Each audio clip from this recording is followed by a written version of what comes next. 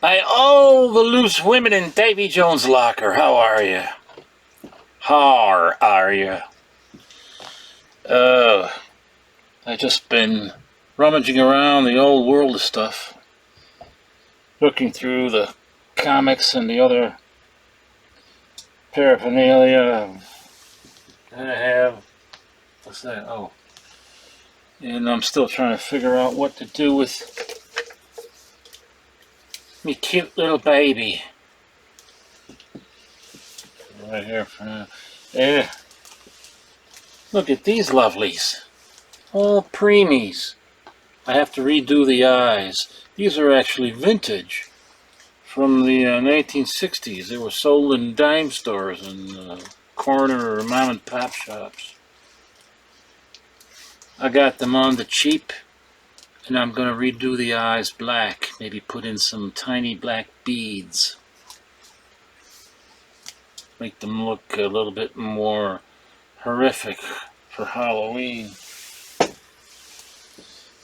Halloweeny.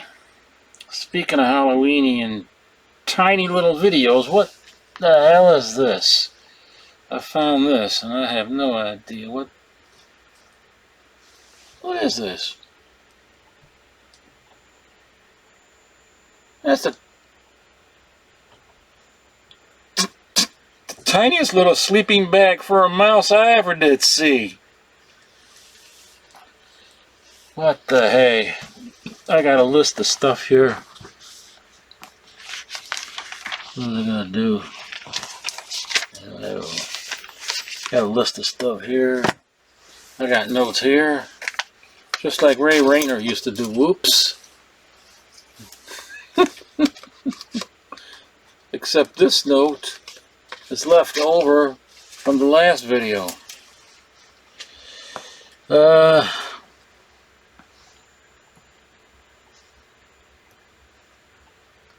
What am I gonna do? Oh. What's that about? Captain's quarters.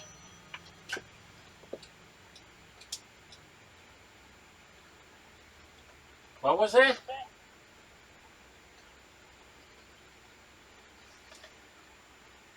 Come again? Why, you silly old sea cougar, stop interrupting me in my quarters. This is for emergencies.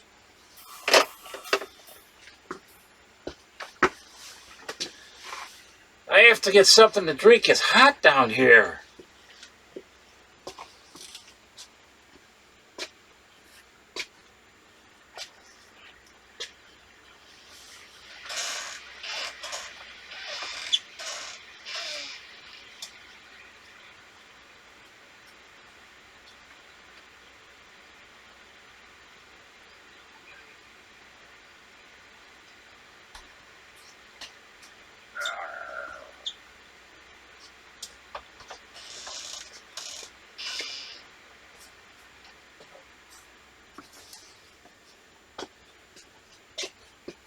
Oh, brother.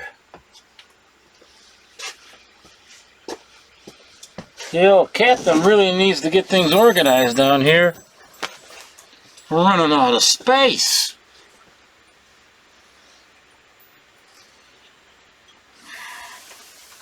What the heck? I had one open already. Wow. Wow. Make room to sit down. Oh, let me adjust this. I'm looking down. Oh, that's a wee bit better.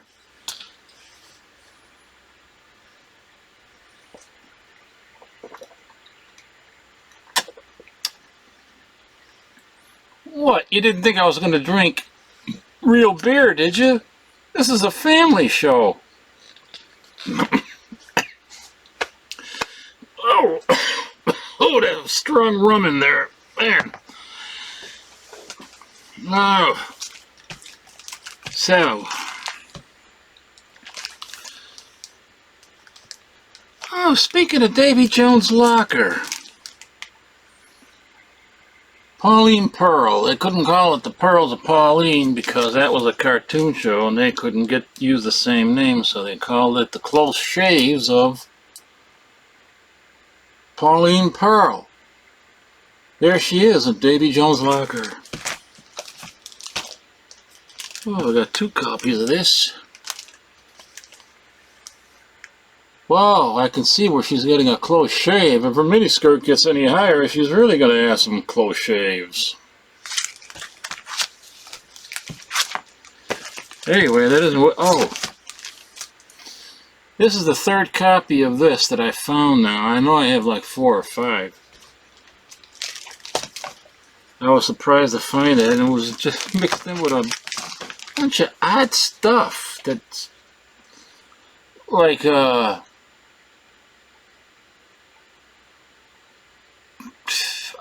know, indie comics, black and white comics, Reagan's Raiders and stuff like that. And that was mixed inside of all of that. It's unbelievable. What was I getting? I think this is it. But I wanted to show you really quickly some books that I have found. But you know what? I'm gonna...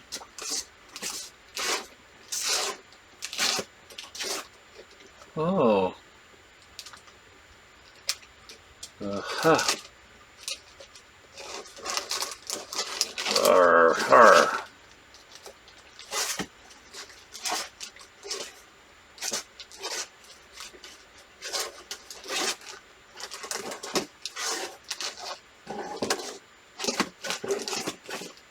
I'm missing something here that I wanted to show you. What the hell is that?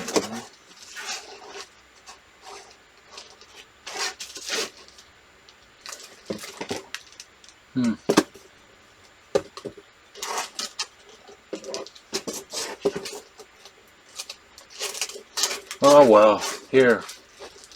I got a Machine Man.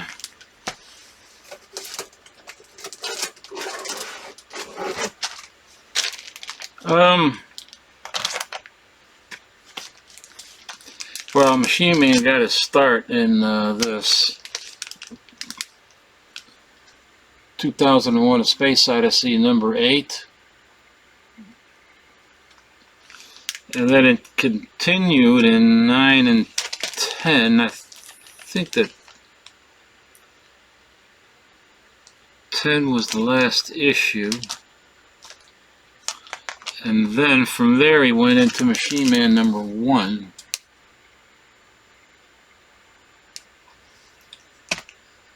Which I thought it was a pretty good concept, but I always had the idea that here's another copy of Machine Man #1.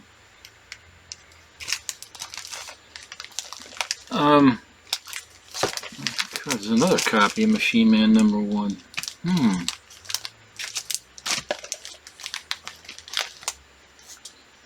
Yeah, these were at a bookshelf.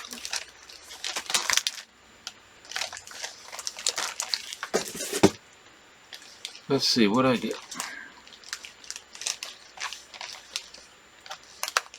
I don't think I have a full set. I thought I did, but apparently I don't. I don't know. Well, I probably do, but I don't know where they all are.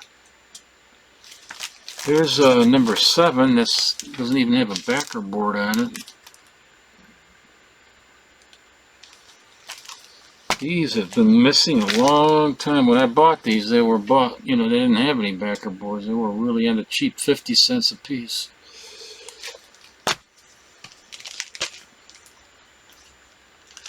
Here's #13. Now, I always had the idea, ever since I discovered this Tales of the Unexpected #98.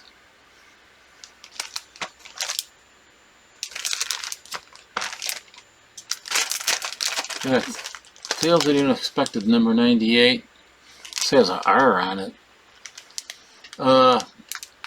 The cover was by Bob Brown, and the lead story in here, I was half man and half machine. The pencils were by Bernard Bailey, but we don't know who did the damn script. And inside the story here, he's referred to as the Machine Man. And then you can see, you know, he's half human, half machine, and it's a little bit similar to the idea in this, where he is a computerized machine, you know, that was made in a research facility, and he starts to act too much like a human being, so he's actually literally half human and half machine, like in here. So I'm thinking that Kirby might have been inspired by this. He might have had access to this story, and it might have been in the back of his mind or something, and he might have came up with the idea based on whoever wrote this story. And this is from 1967. So, but that's just, you know, my theory. That's my theory. I'm not, you know, 100% sure that that's what it is, but it sure seems like it. But, so I found that interesting when I found that comic. Here's Machine Man number 10.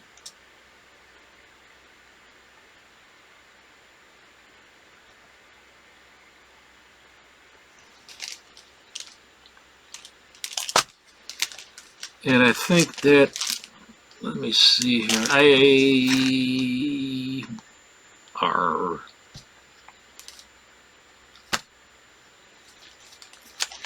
don't know when Kirby quit the series. I'm not sure, but I'm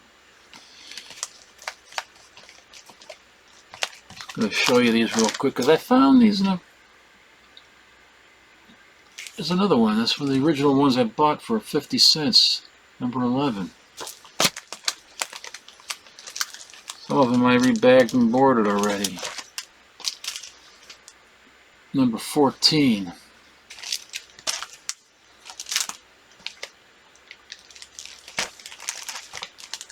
Number 15.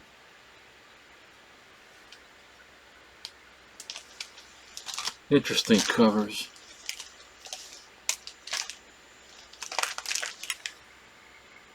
Number 16. And it's a run that's, you know, not gonna kill you in the pocketbook. So this is kind of an interesting series to collect. Number 17. And crap. It's number 18.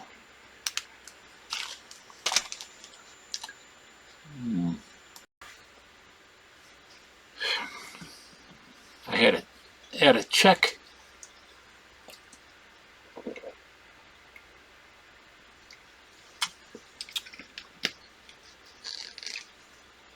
Another box back there, because I'm missing a bunch of these now.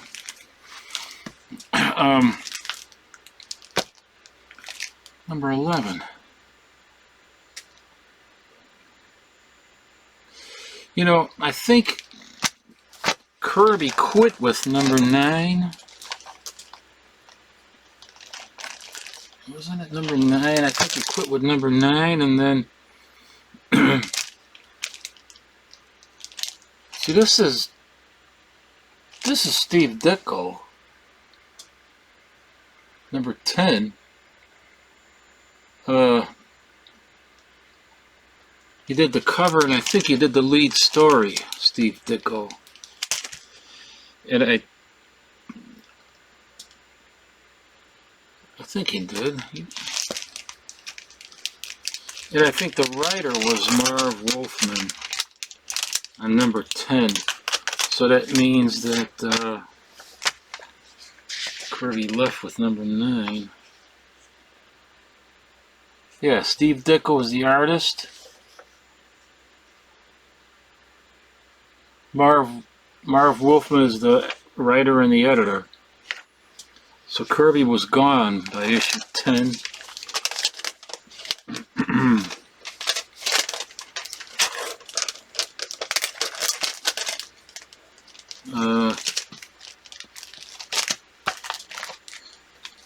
See, I haven't opened this in a long time, in many years. Good Lord, this must... I bet you it's been 20 years since this has been opened. Got to be rebagged and boarded. Number 11, let's see. Steve Ditko is still doing the art, and Marv Wolfman is still doing the scripts.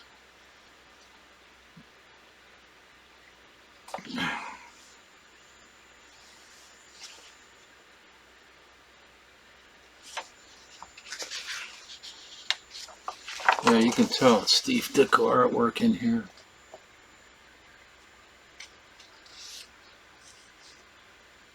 I don't know, the cover I couldn't tell too much right off the bat that was Steve Ditko. I don't know if anybody else would have been able to tell right away, but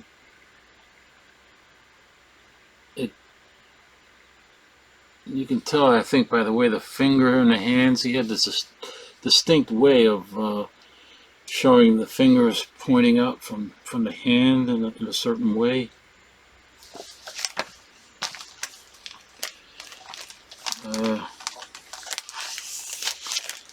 So that's number 11. Okay. Yeah, I wonder where all the other issues are. Did I show you number 12?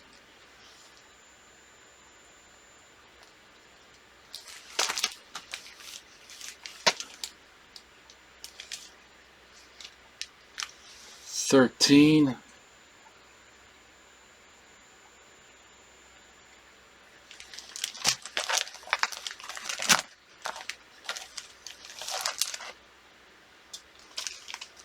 $14. Now I gotta open this. Curious as to who's.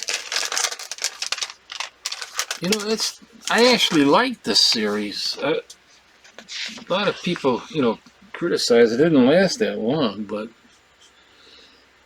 Steve Ditko is still here. And now take a look. Isn't it? It's somewhat like Steve Ditko. It's not like the old Steve Ditko, that's for sure, but you can see,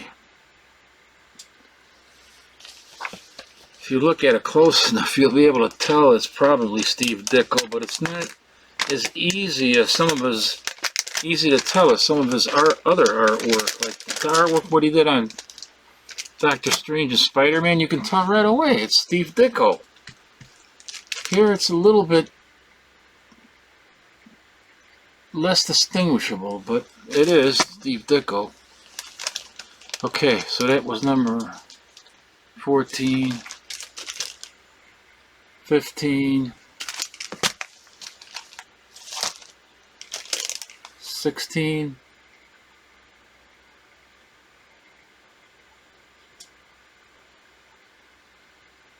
well, that's Steve Ditko.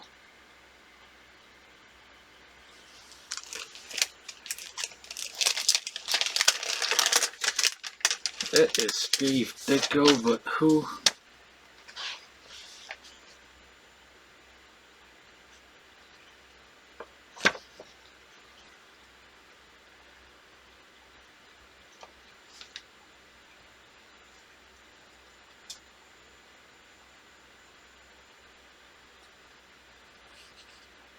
The writer of this is Tom DeFalco.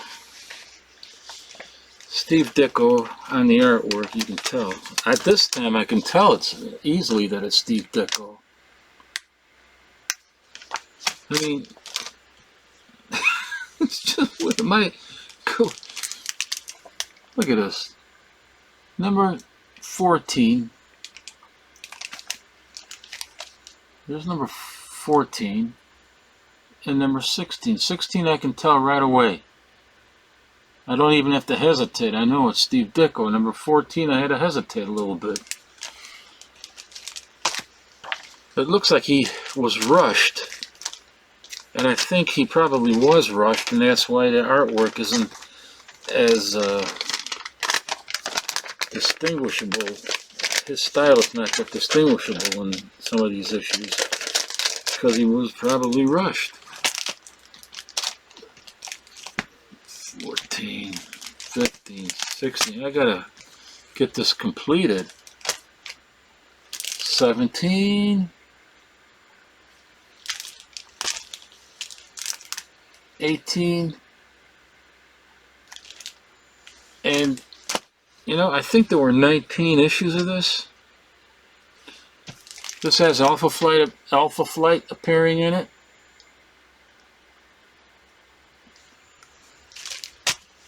Let me look to see here. Let's see if I can find something. Going to Grand Comics database here. Maybe I can figure out something. I keep looking down, and the camera's up there. I'm not used to this.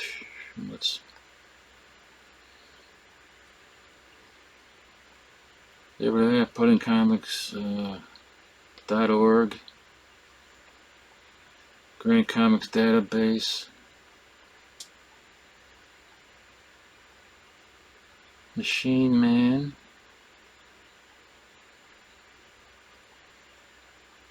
There we go, cover gallery. Okay, cover gallery. 17, 18, 19, I was right. Yeah, I don't have that issue.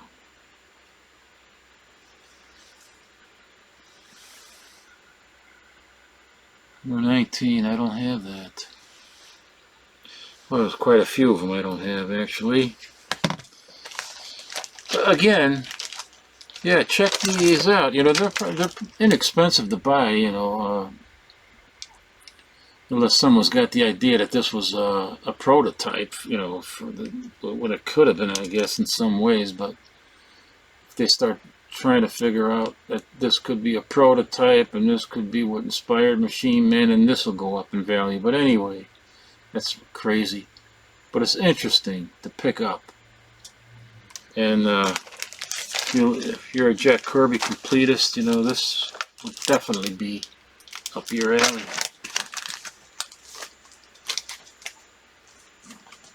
Pearls, Pauline pearls. You know, I had another one of, Jesus Christ, bloody rum. The first appearance of Machine Man in issue number 8. I just had it down here. I think it's back there. Let me go take a look.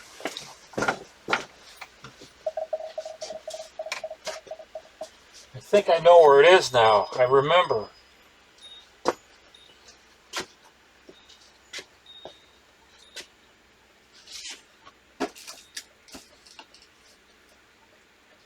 Yep.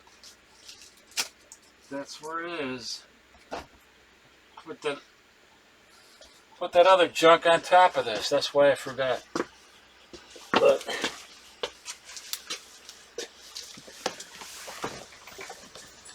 there you go, me mateys. Here's the other copy that I have.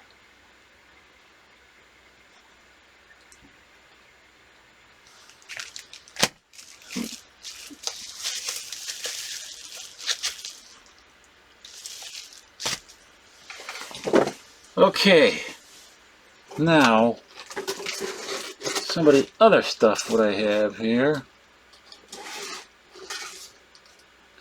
that I like to show you. I wanted to make this a quick video, for goodness sakes. I found all my Death Rattle comic books. Okay, I found these again. I don't know, maybe I don't have to rebag them board these. Supernatural Thrillers number 6. Look at the cover on that. The Headless Horseman rise again, the legend of Sleepy Hollow. Nathaniel Hawthorne. Number 5 with the Living Mummy.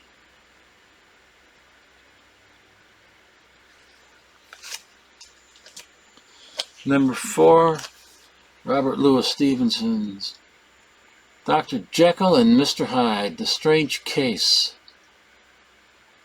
of Dr. Jekyll and Mr. Hyde. Robert E. Howard. This is Supernatural Thrillers number 3, The Valley of the Worm. You know, there's a movie called The Lair of the White Worm, which is pretty cool. And this kind of reminds me of The Lair of the White Worm. I mean, not the comic, the title. Valley of the Worm reminds me of the movie. Lair of the White Worm. Supernatural Thrillers. Number 2 with H.G. Wells, The Invisible Man. H.G. Wells, no relation to Orson Welles. Although the two of them actually did. They never met, but they had they were live on the radio together in an interview, and they were both on the same radio program. It was live.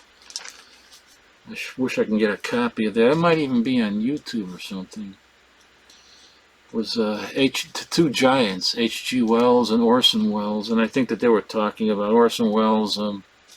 They were talking about Hitler, and they were talking about Orson Welles' broadcast, War of the Worlds. Supernatural Thrillers number 1. Here he is, It. The creation of Theodore Sturgeon, who, this thing started it all. All the muck monster madness began with him. You know, I mean, you can trace it to him. If you want to get technical, maybe you can go back 1,000 years and trace it to some other fairy tale or something, but, you know, for all intent and purposes, this is where it all started. It's another copy. And then I got this in the mail today. Pleasantly surprised that it was a pretty nice copy. Sea Devils. Just number 8. No, it's number 22. I think it's from 1965. Because somebody wrote 1965 on the S.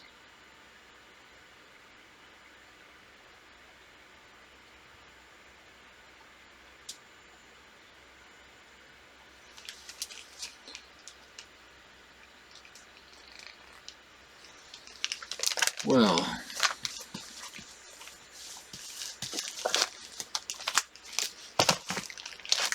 think that's going to be all for this video. Just a short video, and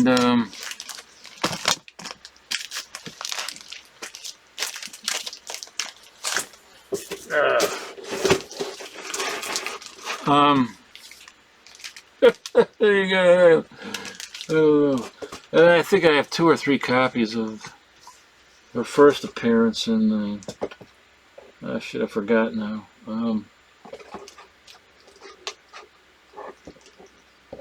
Marvel Premiere. Well, it ain't in there.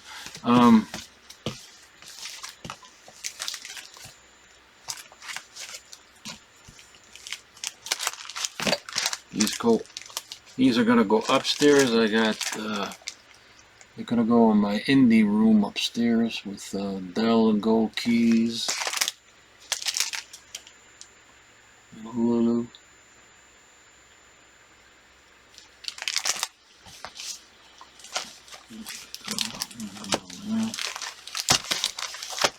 Oh, let me see some beer.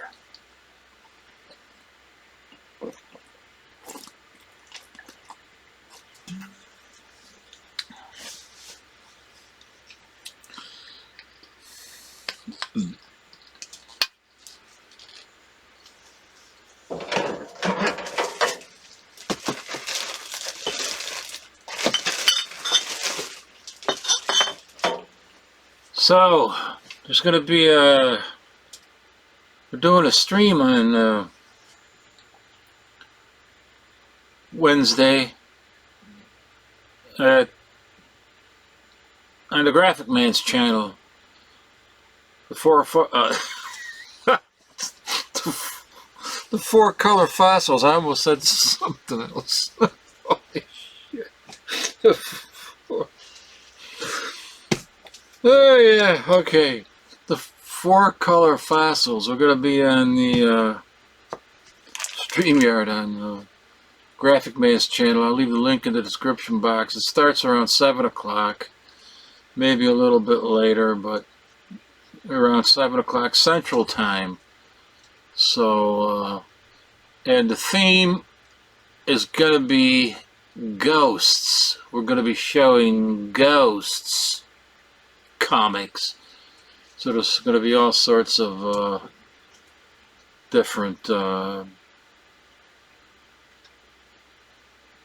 companies represented, different titles represented, and I'm sure we're going to have a real wide variety, because we're probably going to have 6 guys on the stream.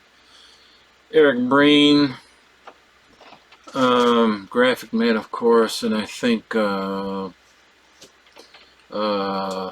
Silver Age and Steve from Charlton 66, myself, Paolo Costa usually comes by, even though he's not officially a fossil, because he's not old enough. You got to be at least 50. But he's our foreign correspondent and an honorary fossil. And he brings a nice little foreign flavor to it, to the show. The way, comics are in different countries, especially in, Portugal and Spain, the comics from there, and some of that stuff, I've had quite a few stacks of comics that are adult oriented, but very nicely drawn, and they have they're horror comics, but there's nudity in it, and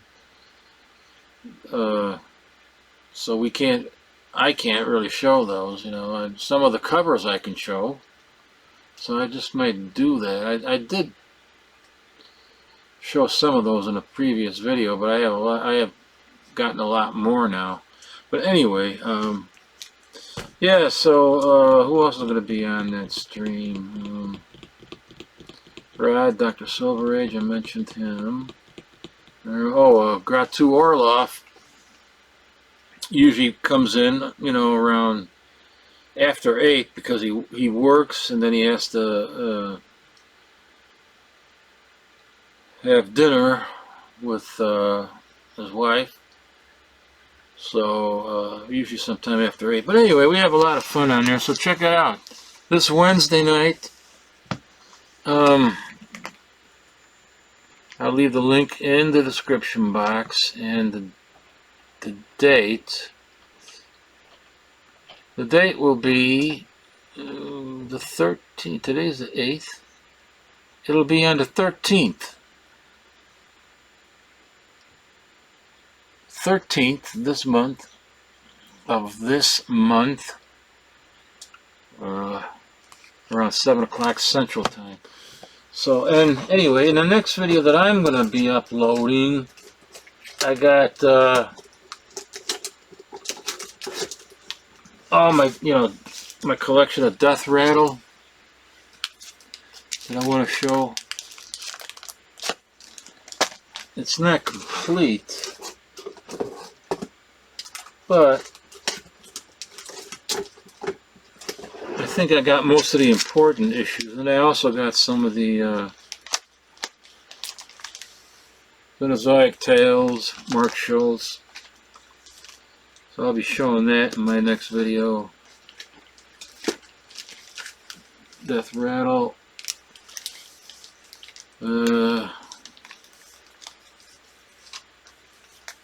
Some really nice, I mean, really nice, pretty nice covers. Yeah, like, some of them are kind of lame to me.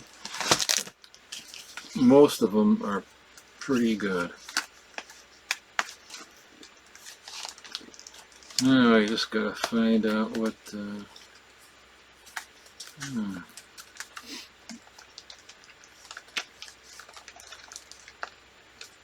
Well, anyway, I don't know. It's around here somewhere.